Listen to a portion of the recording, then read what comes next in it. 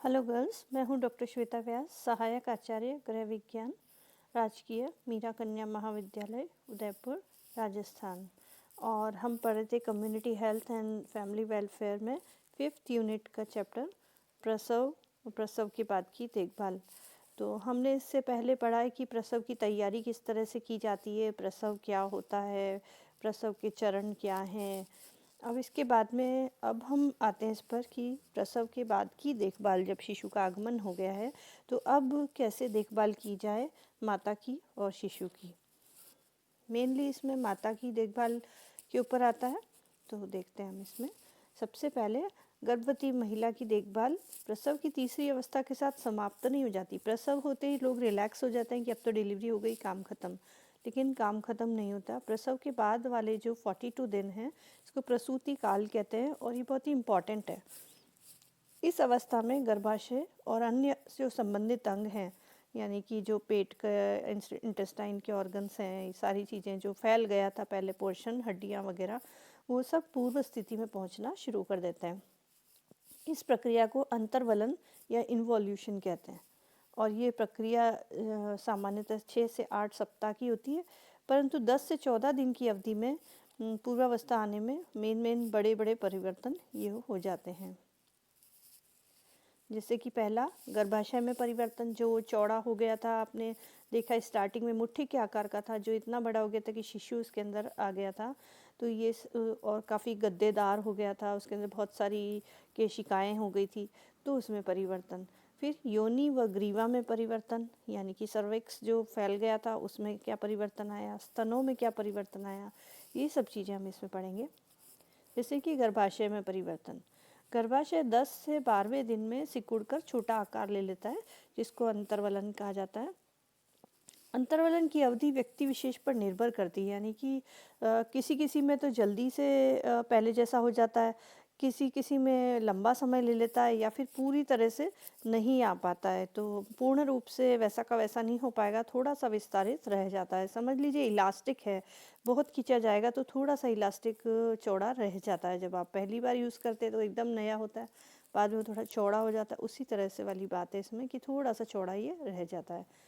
पहले ये माना जाता था कि गर्भाशय की दीवारों में वसा संग्रहित हो जाती है और इसीलिए पेट थोड़ा सा दिखाई देता है फर्स्ट डिलीवरी के बाद भी, कोई एक डिलीवरी के बाद। लेकिन अब ये मानना है कि अंतर्वलन की प्रक्रिया में गर्भाशय की दीवारों से प्रोटीन विघटित होकर के सरल रूप में परिवर्तित हो जाता है और अवशोषित होकर के मूत्र के साथ निष्कासित हो जाता है। यानी कि प्रोटीन ही है जो कि निकलता है, वसा नहीं निकलती है। ऐसा ये मानते थे कि वसा जमा हो रही है, वहाँ वसा नहीं है, वो प्रोटीन ही है जो कि डिवाइड होकर के और अवशोषित हो जाता है और फिर मूत्र के साथ निष्कासित हो जाता है। प्रसव के बाद नाइट्रोजन का निष्कासन 30 से 50% बढ़ जाता है और गर्भाशय के संकुचन के बाद ये नॉर्मल हो जाता है। इसके अलावा रक्तस्राव भी होता है। प्रथम 3-4 सप्ताह में होने वाले रक्तस्राव को लोशिया कहते हैं और इसमें श्लेष्मा व थक्का या फाइब्रिन, जो एक्स्ट्रा कवरिंग बनी थी, मेम्ब्रेन बनी थी और म्यूकस बना था शिशु को सुरक्षित रखने के लिए, वो सारे धीरे धीरे अब उनकी आवश्यकता नहीं रह गई है, तो वो सब बाहर निकल जाता है। और इसके अलावा योनि के उपकला तंतु है, वो सब ऊपर का शेड हो जाता है और फिर वापस से वो नॉर्मल स्किन उसके अंदर आ जाती है। अब ग्रीवा और योनि में परिवर्तन, यानी कि सर्विक्स एंड वजाइना में क्या परिवर्तन आता है, तो ग्रीवा भी गर्भाशय के अंतर्वलन प्रक्रिया में सहयोग देती है। धीरे धीरे योनि मार्ग भी धीरे धीरे सिकुड़ जाता है और इस प्रकार से मूत्राशय के सभी भाग प्रसव के समय फूल जाते हैं और इनकी क्रियाशीलता शिथिल हो जाती है, जिसके परिणाम स्वरूप मूत्र का रुकने में कठिनाई होना, मूत्राशय का संक्रमण होने का भय अधिक रहता है, क्योंकि ये सारी चीज़ों में इन्फ्लामेशन आ जाती है, बहुत प्रेशर पड़ रहा होता है मूत्राशय के ऊपर, तो वो इतना एक्टिवली काम नहीं करता और यूरिन रुक भी जाता है किसी किसी का, और इसलिए डिलीवरी के जस्ट बाद यूरिन करवाया जाता है, यूरिन पास करवाया जाता है, जिसमें मुश्किल आती है, थोड़ा पेन भी होता है। लेकिन अगर मूत्र विसर्जन हो जाता है तो संक्रमण के चांसेस कम रहते हैं और इसलिए साफ़ सफाई रखना बहुत ही ज़रूरी है। अब ये अवस्था प्रसव के दूसरे और तीसरे दिन ज़्यादा होती है, जो चौथे और छठे सप्ताह तक सामान्य हो जाती है। उदर भाग की जो दीवारें हैं वो चपटी और शिथिल रहती है, लेकिन व्यायाम और मालिश के द्वारा ये पेट की मांसपेशियों को वापस पूर्व स्थिति में और क्रियाशील बनाया जा सकता है। अब ये समय आप देख रहे हैं कि कितना क्रिटिकल है कि इसके अंदर बहुत सारे चेंजेस आ रहे हैं और बहुत इसलिए इस समय ध्यान देने की ज़रूरत है, केयर की ज़रूरत है और साफ़ सफाई की भी बहुत ज़रूरत है। और क्योंकि ये सारे बहुत तेज़ी से चेंजेस हो रहे हैं, इसलिए महीने 2 महीने तक रेस्ट करवाया जाता है लेडी को, जिससे कि वो वापस से पूर्व स्थिति में आने के बाद में एक्टिव हो जाए और स्ट्रॉन्ग हो जाए और किसी भी तरह का इन्फेक्शन उसके अंदर नहीं आने पाए, क्योंकि ये इन्फेक्शंस फिर बहुत लंबे समय तक परेशान करते हैं। फिर आता है स्तनों में परिवर्तन। प्रसव के पश्चात 2-3 दिन से धात्री महिला जो है वो शिशु को दूध पिला सकती है, बल्कि 2-3 घंटे में ही पिला सकती है एक्चुअली। पहले पहले 24 घंटे तक एक तरल पदार्थ स्रावित होता है जिसे कोलोस्ट्रम कहते हैं। एक्चुअली प्रॉपर दूध नहीं होता वो, इसलिए 1-2 दिन तक वो प्रॉपर दूध नहीं आता, पतला पतला सा पानी जैसा आता है, चिपचिपा सा, जिसको हम कोलोस्ट्रम कहते हैं। लेकिन वो बहुत ही ज़्यादा इम्पॉर्टेंट है, उसके अंदर एंटीऑक्सीडेंट्स, मिनरल्स और वाइटामिन्स होते हैं बहुत सारे, और उसको फेंकना नहीं चाहिए, उसको ज़रूर पिलाना चाहिए। और अगर बच्चे को उस समय वो कोलोस्ट्रम पिलाया जाता है तो उससे एक तो आगे का दूध अच्छे से आने लग जाता है, दूसरा ज़िंदगी भर के लिए रोगों से प्रतिरक्षा के लिए वो काम आता है। नियमित रूप से स्तनपान कराने पर पर्याप्त मात्रा में दूध का स्राव भी होने लगता है और इसका कारण है एस्ट्रोजन और प्रोजेस्टेरोन हार्मोन, जो कि स्तन की ग्रंथियों को विकसित करती है।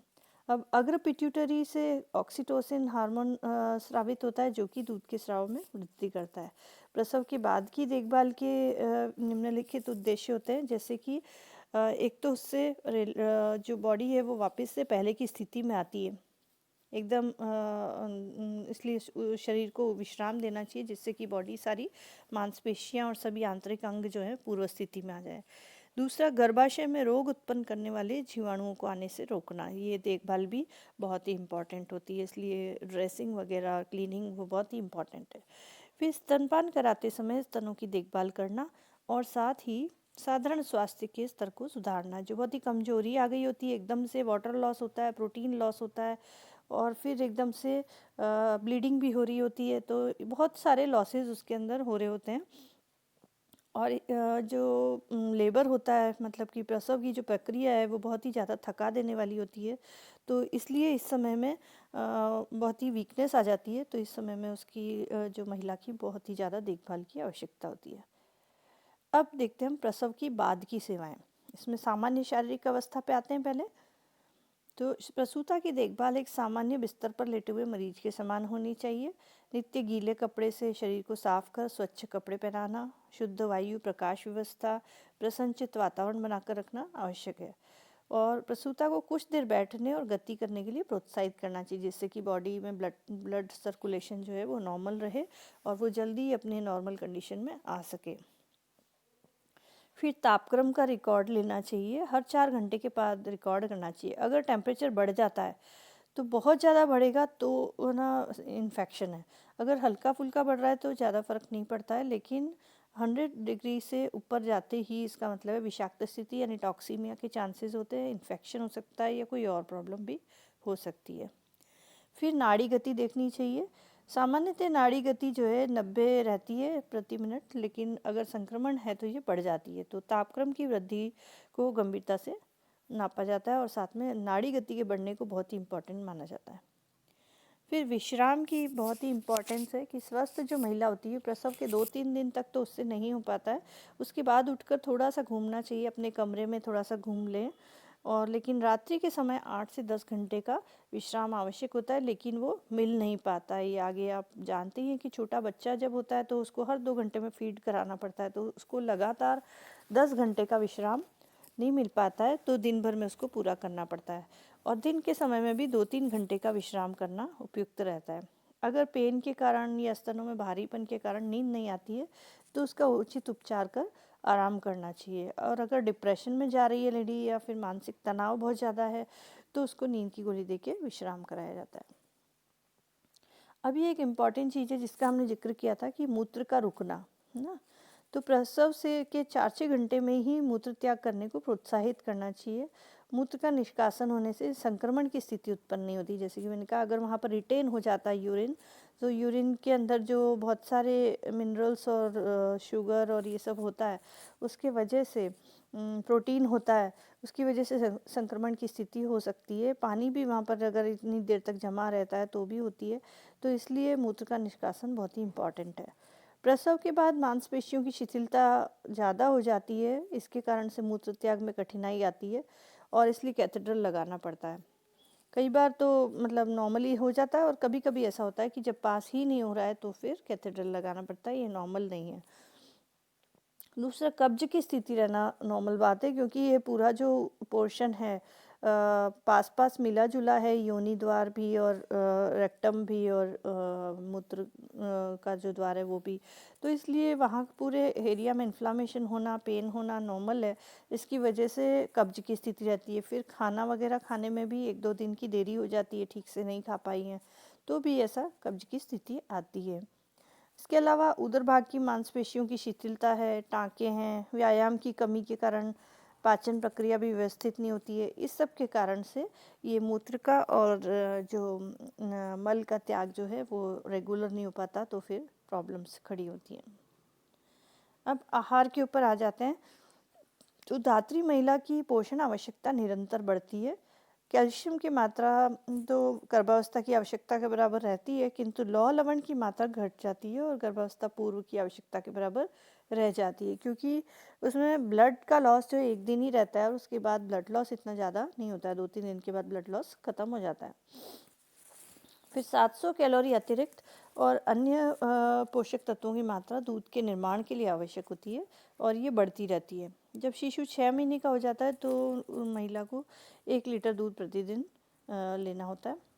और धात्री महिला के आहार से माता की दूध की मात्रा और गुणात्मकता प्रभावित होती है। अगर ठीक से खाना पीना नहीं हो रहा है तो बच्चे को तो दूध पूरा मिलता है, भले ही उसकी गुणात्मकता प्रभावित हुई है, लेकिन महिला का स्वास्थ्य और वजन जो है वो कमी हो जाती है, उसमें वो स्वास्थ्य खराब हो जाता है। इसलिए प्रोटीन की अतिरिक्त मात्रा बढ़ा देनी चाहिए, 20 ग्राम प्रतिदिन मात्रा बढ़ाई जानी चाहिए। इस तरह का भोजन उनको दिया जाना चाहिए, पौष्टिक आहार।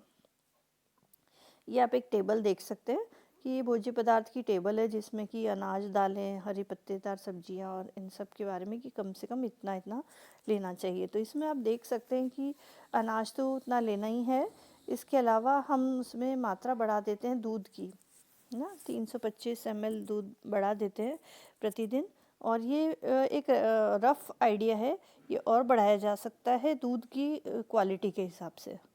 फिर बाकी सब चीज़ें आप मिलती जुलती देख रही हैं, गर्भावस्था से मिलता हुआ ही है जो आपने पिछली बार पढ़ा था। तो इस तरह से एक रफ आइडिया है जिससे कि आहार का प्लानिंग करनी चाहिए और महिला को पौष्टिक आहार देना चाहिए। Thank you.